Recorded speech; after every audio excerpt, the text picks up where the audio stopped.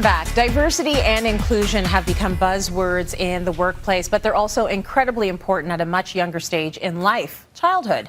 Inclusive kids' entertainment, especially books, are so necessary for their development. Parenting expert Tanya Hales joins me now to talk about what's out there and what we still need. Hey, Tanya, thank you for joining us. Let's jump into it. Is there a significant shift that you can see in terms of BIPOC representation in the kids' entertainment publishing world?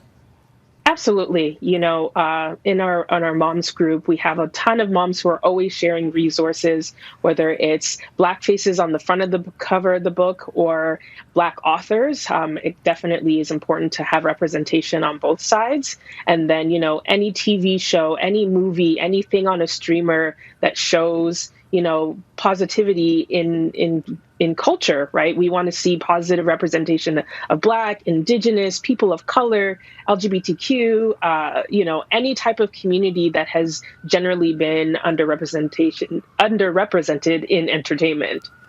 Absolutely. So I know Hair Love was a big one for both my kids, actually. And I know that they did a chapter about it in school as well when they were younger. I looked for French books that had a lot of diversity, like Plus que Papa. And so they've had a lot of those books. And then now they're at a stage where they read what they want to read. It's Harry Potter, Land of Stories, where there isn't a lot of diversity. So we end up talking about that as well. Like, what's missing from this book? And I think those are important conversations to have as well. So that's books. Let's talk a little bit about TV.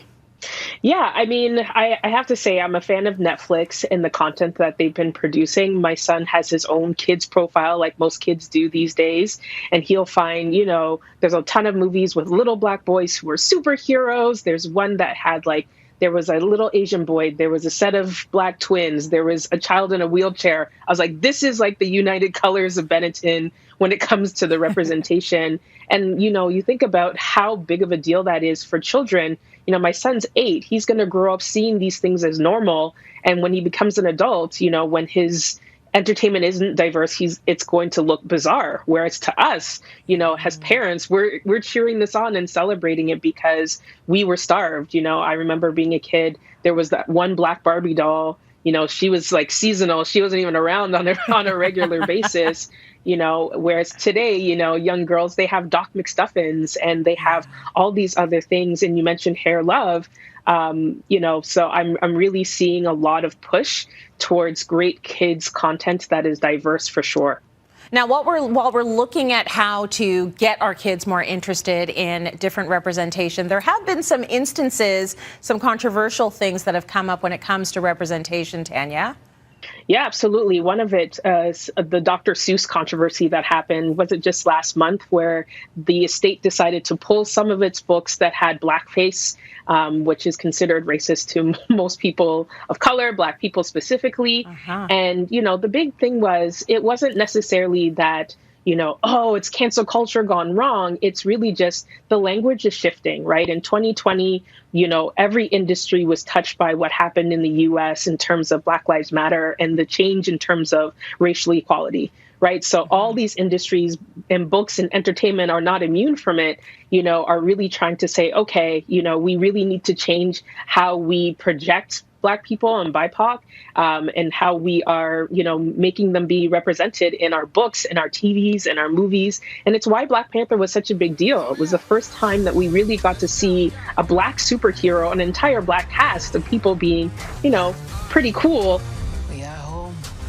So even though my son was only 7 at the time, I made sure I took him to that movie so that he could see, we're not just always the bad guys, right? It's really important that children see, those kind of positive things. And the complexion of the characters in Black Panther, I'll go so far as to say that was incredible to see 2 darker-skinned Black leads in a movie. These are things that we have not been able to see from birth, and these are big deals. Our kids need to see that.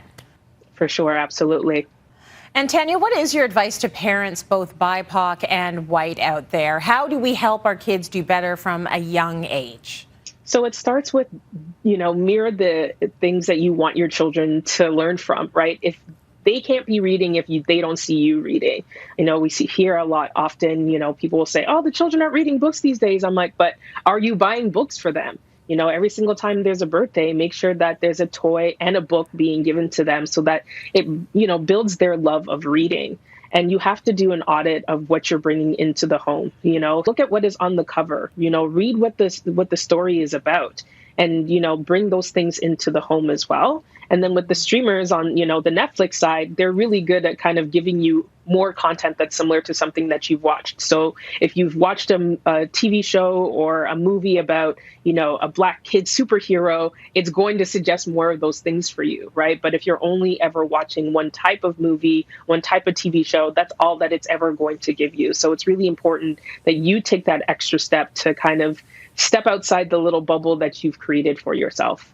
I love that advice. And the last thing I would say is one thing you said, Tanya, expose them to different things. If they're on YouTube, there are BIPOC families on YouTube. There are BIPOC reality shows on YouTube. Like, I'm not talking about the housewives, but I'm just saying there are slice of life things happening out there that they can really tap into, but we sort of have to lead the way. So thank you so much.